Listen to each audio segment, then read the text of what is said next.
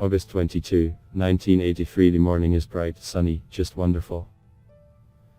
After breakfast, we take out timber from under the rock for an extension to the hut. The Lykovs agreed to move to the lower hut, but it is filled with various boxes and tues. Therefore, an extension is needed to transfer all this there, and then it will not be so crowded in the hut. The timber was harvested by foresters, but the helicopter dropped boards, timber, blanks to windows, doors not on arable land. And on the edge of the cliff all this flew down under the cliff. More than half broke. They worked until almost 2 o'clock, they were pretty tired, but they pulled out everything. They dug a hole in the brook, or rather they did not dig it, but pulled out a lot of stones with their hands. We washed ourselves up to the waist with cold water. What a pleasure. And the day is bright and hot, like in the height of summer. How soothingly creepy around, only somewhere in the distance a stream is rustling. Primordial, majestically powerful nature. Today Agafia, as we all call her now, and she likes it, again told me about medicinal herbs, which they use. I hear the names: golden root, honeydew, rose hips, blueberries, ruchanka, juniper, wild rosemary. At about 3 o'clock in the afternoon, 2 geologists came from the Cairo River. One trainee student and foreman of the Oboza mine, Nikolai Petrovich Proletsky, years old. Again the guests were given a warm welcome, treated with pine nuts. At the end of the day Karp led us to the rock, in the crevice of which the bear lived in winter. He caused them a lot of trouble, he ruined the storage shed, ate a lot of food, even came to the hut. They shot this bear the next summer, but did not kill it, with a crossbow, alert on the trail. Geologist Lykovs presented an old burden, so they used it against the bear, otherwise, there was no save. The wounded bear was killed by another bear. This crevice is not far from the hut, higher up the mountain. The cave bear spent the winter in this crevice, closed from the rear, like in a fortress. Nikolai Petrovich and Lev Stepanovich secretly photographed their grandfather. He either really didn't notice the photographers or pretended not to notice. After visiting the bear lair, Agafia led us through the upper arable land, showing a pit for catching a merle. Elk or elk. Agafia walks through the mountains quickly and somehow very dexterously, you can hardly keep up with her. We already feel better on the trail. At the very top of the mountain, on the pass, a large hole was dug, depth 3 meters, width and length around it. And this is on the rock. The walls of the pit are reinforced with thin logs. It is obvious that the animal could not catch on the stones sticking out of the wall and get out of the pit. From above, the pit is covered with twigs and moss. When a moose tree falls into the pit, it is killed from above with a knife tied to a long stick. Agafia and Natalia dug the hole for 3 days. I present this hellish job for fragile, small creatures. Agafia says that the brothers did not help them much in the household. And she herself is great. He knows how to do everything: sew a spade, shoes, put ice traps, pick berries and herbs, dig potatoes, climb cedar for cones, make skis, spin fabric, read, write and much, much more. Agafia is very afraid of the camera. She says that this is a great sin and it is impossible to dissuade her. He says that when they were visiting geologists in Cairo, they were asked on their knees not to photograph them. Otherwise they will eat nothing and die in the atonement for this sin. According to Agafia, the geologist Galina nevertheless secretly photographed them, for which they are very offended at her. And one hid in the bushes, in the thicket, and also photographed us. But only a beast attacks a man from the thicket, says Agafia, referring to the well-known correspondent. A master from Oboza, Nikolai Petrovich, walked with us to the pit, tried to photograph Agafia. Perhaps he has not yet quite grasped that she is very afraid of this, and in her opinion, photographing is a grave sin. She was so worried, hid herself, covered herself with a handkerchief and even fell to the ground face down. All attempts to get the photograph had to be left until better times. Agafia explaining why she is afraid of the camera says, photography is the enemy's cunning. The holy prophets described everything and foresaw everything. In unison, Agafia's grandfather says, the cat had kittens, 5 of them. Vasily Mikhailovich photographed the kittens, they died. Agafia continues, there are 3 things to be afraid of: cards, understand, photographs, an oath of an animal image. Above all, a murderous seal. As far as I understand, a murderous seal is, for example, a workbook or a passport. There is no rest from them, they take away freedom. Nikolai Mikhailovich presented Agafia with a red shawl with specks. She washed it in the stream and promised to wear it. Agafia showed the mushrooms, sieve, which they boil and bake. I collected 5 pieces for her and asked to take them. It is impossible from someone else's hands, was the answer. Then I tell her, wash them in water in a stream and then you can eat them.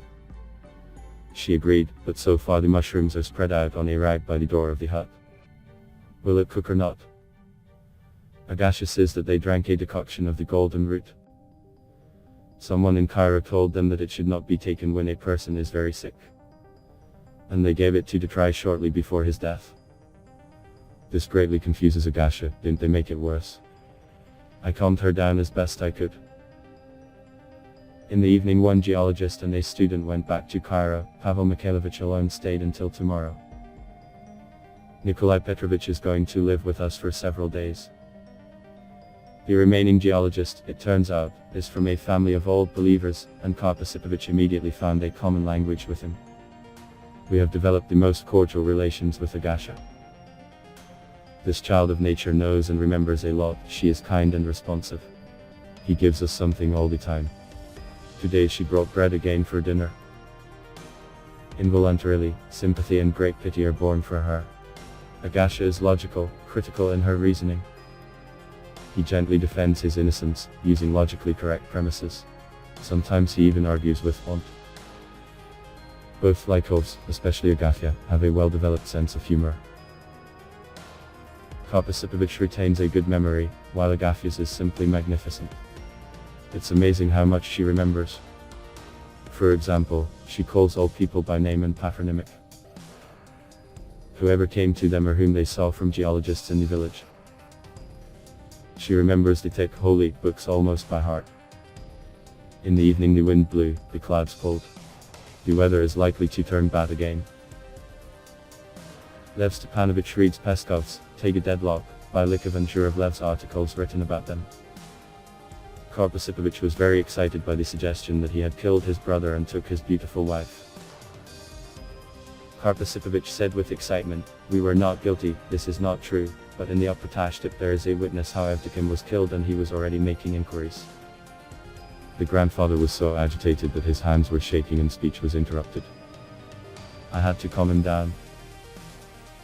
In the evening, already in the first hour of the night, Agafia approached the fire, and then Karpasipovich and told us that Pavel Mikhailovich, a worker of the geological party, had asked to stay with them for the autumn and winter.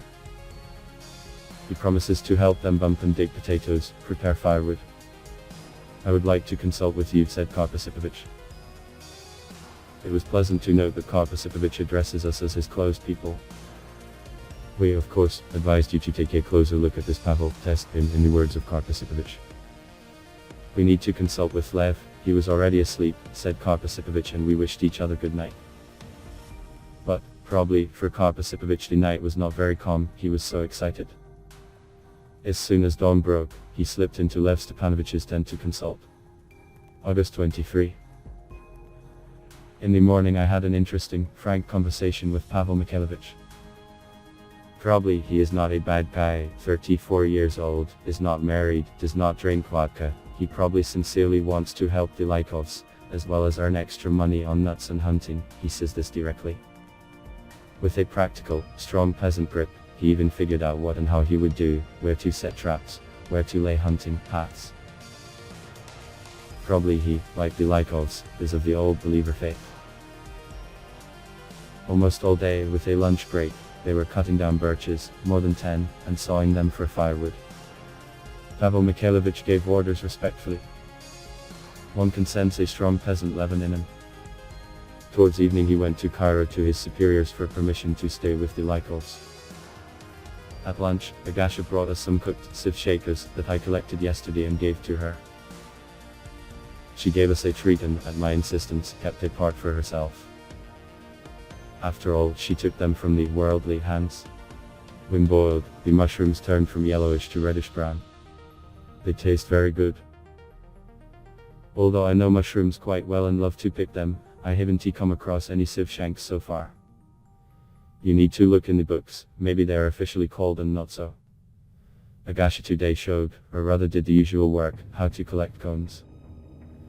She went to the cedar, took off her moccasins, stayed in thick socks, woven from hemp threads, and in a few seconds was on the top of the cedar. The speed was simply stunning. With a special stick with a flyer, she began to knock down cones. Just as instantly she descended from the cedar, as if on a smooth pole.